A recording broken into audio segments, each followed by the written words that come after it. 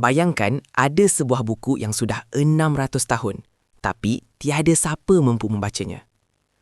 Pada tahun 1912, seorang pengumpul buku bernama Wilfrid Voynich menemui sebuah manuskrip misteri di sebuah kolej di Itali.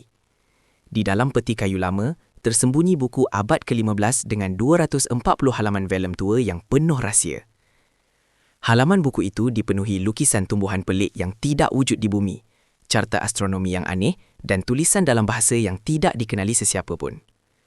Voynich menghabiskan hidupnya cuba memecahkan kod manuskrip itu. Tetapi sehingga dia meninggal dunia, rahsianya masih terkunci. Kemudian muncul William Friedman, pakar pemecah kod jenius dari Perang Dunia Kedua.